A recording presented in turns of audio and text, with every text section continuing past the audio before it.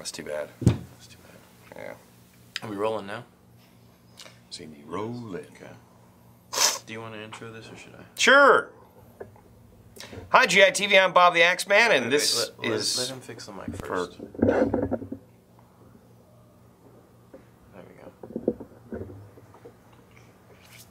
Alright.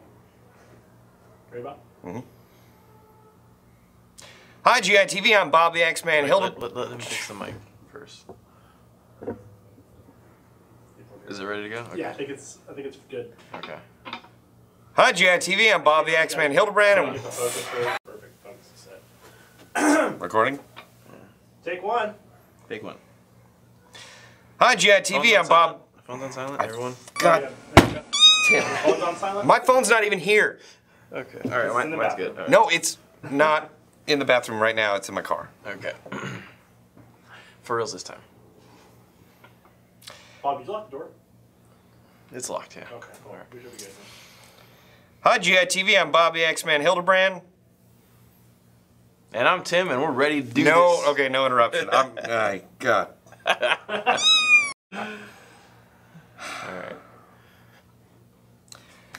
Hi, GITV. I'm Bob the Axeman Hildebrand. This is some jackass.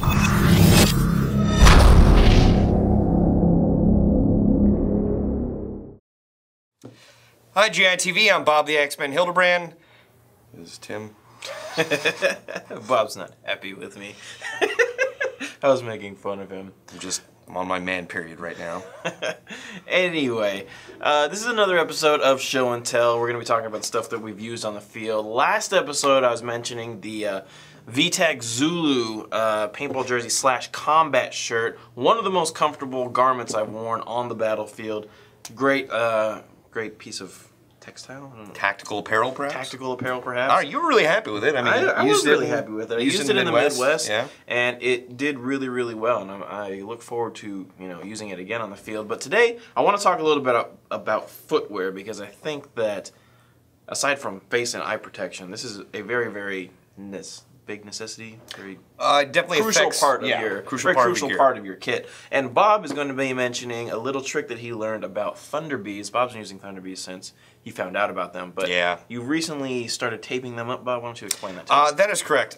Before we go into that, though, I'd actually like to note that, do you remember Show and Tell when you were in preschool or something? No. Oh, well, I always thought it was pretty fun, and I find it really hilarious that I'm doing this at a ripe old age of late 20s. So, first of all, I've got this Thunder Bee. That's the base kit I've got. Someone mentioned to me that actually sealing up the seam between the plastic of the grenade and the detonation kit actually makes the grenade take a little bit longer to explode, but it also makes it a little bit louder. So, that's the first modification I did, and I think it makes it quite a bit louder. So that said, there's actually another modification I did after seeing some of Tim's Elite Guard at Bob vs. Tim 3. We're actually heading out to the field of battle, and then one of the Elite Guards had a Thunder Bee just go off in his dump pouch, which honestly was probably not a smart thing to put in his dump pouch because moving around the pin probably came off. But I was like, wow, this guy's a Marine, and it was probably just an oversight. It was really hilarious that it was your Elite Guard, not my forces. But but that gave me the mind to basically take one strip of duct tape, and you actually fold one end over the other so that you have like a little non-sticky pull tab, and you place that over the pin and over the front so that when you're ready to use this, you just pull the tape off, pull the pin, and chuck it. So both those modifications, both taping up the seam, or at least the gap between the plastic and the detonation kit, and taping the pin down, seem to have worked out very well for me. And I believe we have some footage of that to show you, but hopefully that will work out. But that said, I'm a big fan of these Thunder Bee grenades. I also use Airsoft Innovation Tornado grenades. I just find, it's like the infantryman's artillery. It gives you just an extra thing to do on the airsoft battlefield that I find is very entertaining. Now, Bob, are you sure you're taping up the right seam? Because I was under the impression that you were supposed to tape the seam right here, because this is the most common place where the Thunder Bees break, and hence the sound is emitted because it is a sound device.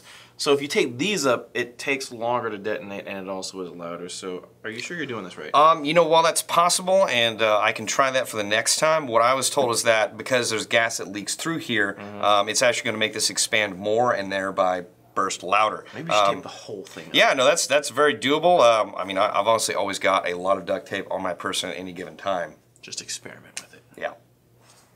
Anyway, onto your boots.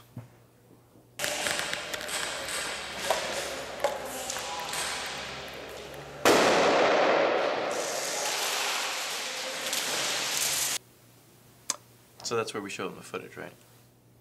Okay, cool. Yes. So that was the footage of Bob's Thunderbee grenades. The boots in front of me. I have 2 sets of boots. These are the Condor Elite Tactical boots that I have, and I also own a pair of Oakley SI boots. And I just wanted to compare and contrast them for you since I've used both of them on the field. Oakley SI boots, tried and true. A lot of guys use them. I think that a lot of military people and law enforcement people use them too. They've been around for a long time. They're extremely comfortable and extremely well built. Condor Elite Tactical boots, not nearly as expensive, but they function just as well in my opinion.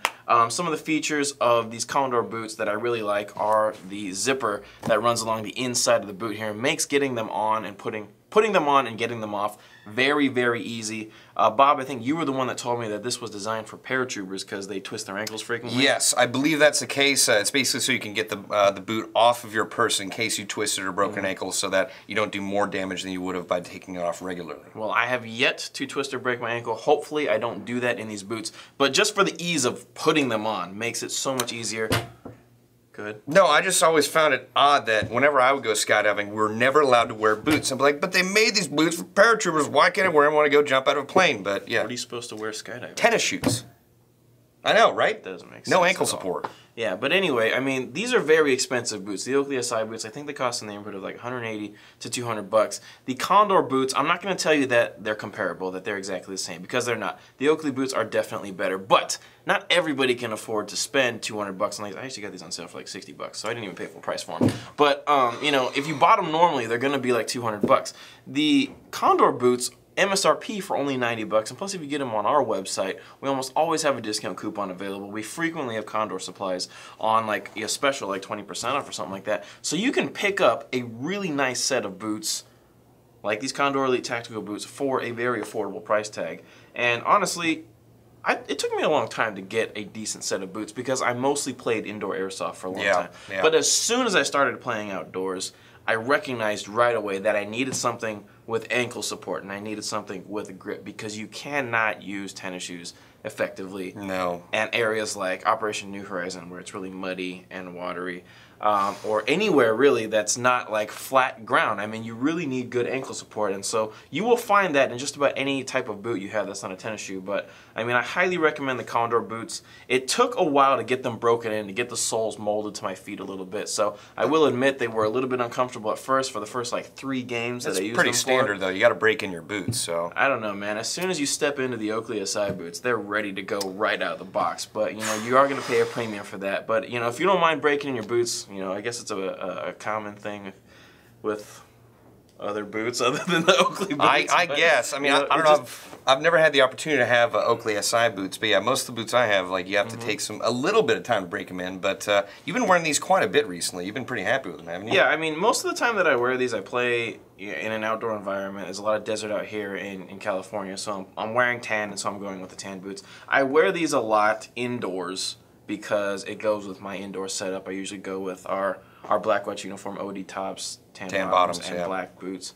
And so it just kind of depends on what style I want to go with. But I have used these outdoors. I actually used these at Bob vs. Tim 1, and that's why they're all dusty and dirty. And they really are. They're great performing boots, but I recognize that not everybody has 200 bucks to drop on boots, and that's why I'm highly recommending the Condor boots at a fraction of the cost because they perform well. Yeah. Now, are these quieter when you run around?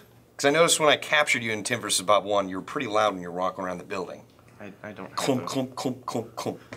Pop. That's not why you captured me. No, it's not. It's because I had initiative. But that said, obviously you've been using these because you got a little unicorn poop on them. Yeah, we were using those at HSP. There's paint all over the place.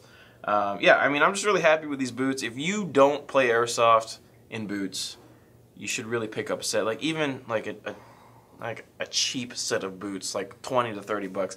At least you'll have that ankle support. They may not be the most comfortable boots, and they may take a little while to break in and mold it to your feet. But you know, something is better than nothing. I would highly recommend spending at least 50 to 60 bucks or 90 bucks on something like this, so that you have the features like the YKK zip or the speed laces, and you know, the really supportive sole.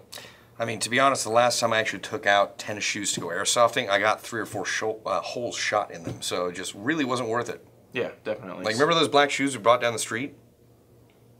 Don't think so, but you helped me pick out some shoes. Oh, took them airsofting a couple days later, holes shot in them. So really? Yeah. So yeah, I just wear boots from now on. Okay, I actually do remember going shopping with you for those shoes. Yeah, I need to choose pretty badly. Yeah.